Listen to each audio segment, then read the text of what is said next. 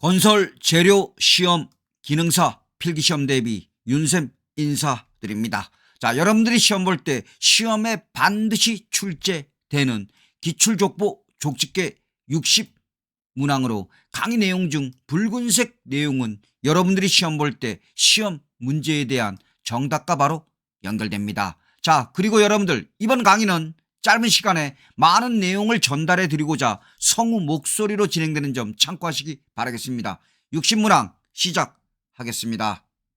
1. 고로 슬래그 시멘트는 보통 포틀랜드 시멘트에 비해 발열량이 적어 균열의 발생이 적다.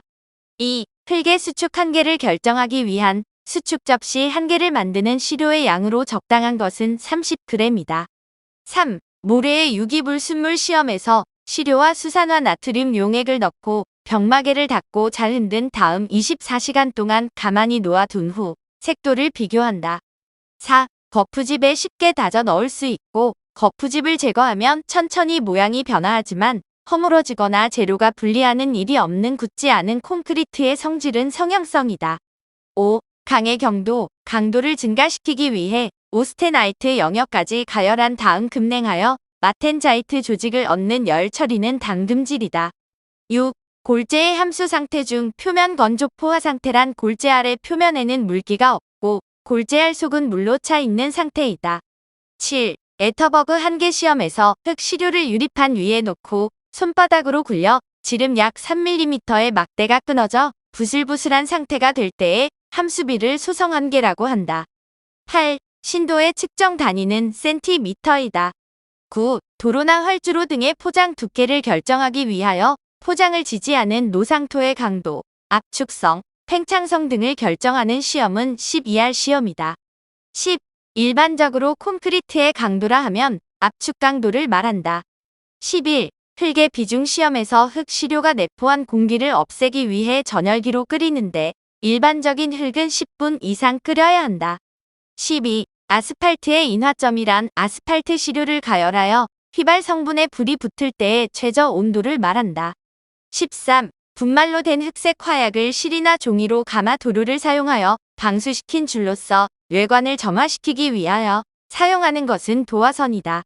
14. 보일의 법칙에 의하여 일정한 압력하에서 공기량으로 인하여 콘크리트의 최적이 감소한다는 이론으로 공기량을 측정하는 방법은 공기실 압력법이다. 15. 액성한계 시험 시 유동곡선에서 낙하 횟수 25회에 해당하는 함수비를 액성한계라고 한다. 16. 콘크리트의 블리딩 시험에서 처음 60분 동안 10분 간격으로 표면에 생긴 블리딩 물을 피렛으로 빨아낸다.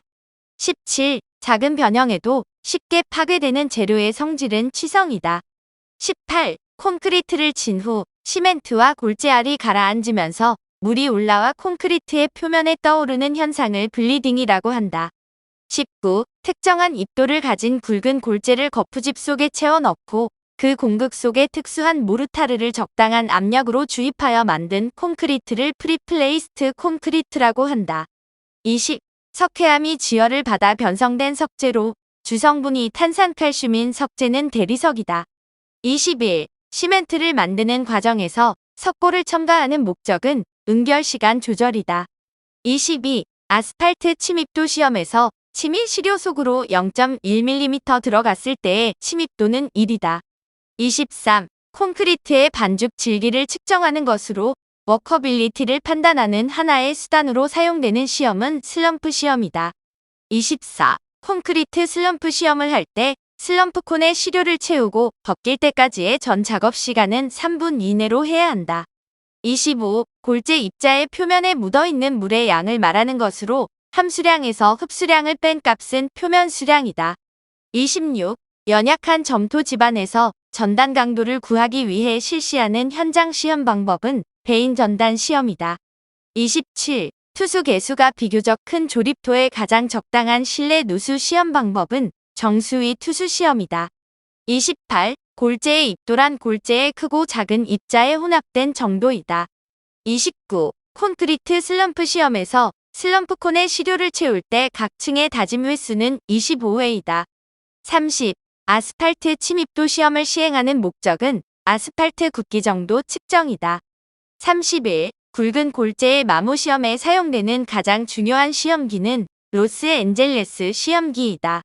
32. 온도에 따라 아스팔트의 경도, 점도 등이 변화하는 성질은 가문성이다. 33. 강의 경도, 강도를 증가시키기 위하여 오스테나이트 영역까지 가열한 다음 급냉하여 마텐자이트 조직을 얻는 열 처리는 담금질이다. 34. 도로 포장용 콘크리트의 품질 결정에 사용되는 콘크리트의 강도는 휨강도이다. 35. 자연 상태에 있는 조립토의 조밀한 정도를 백분율로 나타내는 것은 상대 밀도이다. 36. 시멘트의 분말도가 높으면 수화작용이 빠르다. 37. 안밀에서 선행 안밀하중이란 과거에 받았던 최대 안밀하중을 의미한다.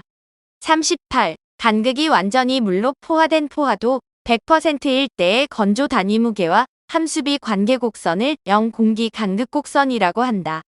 39. 반죽 질기에 따른 작업의 어렵고 쉬운 정도 및 재료의 분리에 저항하는 정도를 나타내는 굳지 않은 콘크리트의 성질을 워커빌리티라고 한다. 40. 현장에서의 안반층이 적절한 깊이 내에 위치할 경우 상부 구조물의 하중을 연약한 지반을 통해 안반으로 전달시키는 기능을 가진 말뚝은 선단지지 말뚝이다. 41. 시험 중 시험 과정에서 수은이 사용되는 경우는 흙의 수축한계 시험이다. 42. 콘크리트용 모래에 포함되어 있는 유기 불순물 시험에서 시약으로 사용되는 것은 메틸알코올이다. 43. 콘크리트의 압축 강도 시험에서 시험체의 가압면에는 일정한 크기 이상의 흠이 있어서는 안 된다. 이를 방지하기 위하여 하는 작업을 캐핑이라고 한다. 44. 흙의 비중 시험에서 데시케이터에 넣어서 사용되는 흡습제로 적합한 것은 실리카 겔리다. 45. 시멘트의 응결시간 측정 시험에 사용하는 기구는 길모어 침이다. 46. 콘크리트 표면을 때려 그 반발로 콘크리트의 경도를 측정하여 압축 강도를 추정할 때 사용되는 시험기는 슈미트 해머이다. 47. 액성환계 시험에서 공기건조한 시료에 증류수를 가하여 반죽한 후 흙과 증류수가 잘 혼합되도록 방치하는 적당한 시간은 10시간 정도이다. 48. 다이너마이트의 종류 중 파괴력이 가장 강하고 수중에서도 폭발하는 것은 교질 다이너마이트이다. 49. 어떤 흙에 흐트러지지 않은 시료에 일축 압축 강도와 다시 이겨 성형한 시료에 일축 압축 강도와의 비는 예민비이다. 50. 콘크리트의 슬럼프 시험은 콘크리트를 3층으로 투입하고 각 층을 25회씩 다져야 한다.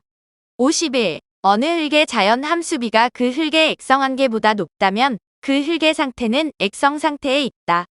52. 시멘트 비중 시험에서 비중병을 수조에 넣어두고 광유의 온도차가 0.2도씨 이내로 되었을 때 눈뜸을 읽는다. 53. 아스팔트의 연화점은 시료를 규정한 조건에서 가열하였을 때 시료가 연화되기 시작하여 거리가 25.3mm로 쳐졌을 때의 온도이다. 54. 흐트러진 시료가 시간이 지남에 따라 손실된 강도의 일부분을 회복하는데 흐트러 놓으면 강도가 감소되고 시간이 지나면 강도가 회복되는 현상은 틱소트로피이다. 55. 흙의 액성한계 시험 결과를 반대수 용지에 작성하는 곡선은 유동곡선이다. 56. 모래치환법에 의한 현장 흙의 단위 무게 시험에서 모래는 시험 구멍의 부피를 구하기 위하여 쓰인다. 57. 흙이 연경도에서 소성한계와 액성한계 사이에 있는 흙의 상태는 소성상태이다. 58. 스토크스의 법칙에 의하여 흙 입자의 크기를 알아내는 것은 침강 분석법이다. 59. 지하 수위가 지표면과 일치하면 기초의 지지력 계산에서 수중 단위 중량을 사용하여야 한다.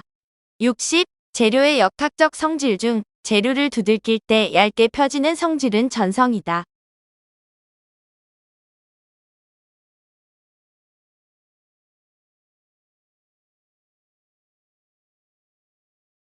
자, 여러분들. 자, 건설 재료 시험 필기 시험에 반드시 출제되는 기출 족보 족집계 60문항을 공부하였습니다. 여러분들 과거에 올려진 1회부터 최근에 올려진 내용들 공부하신다면 좋은 결과 있을 것입니다. 여러분들 감사합니다.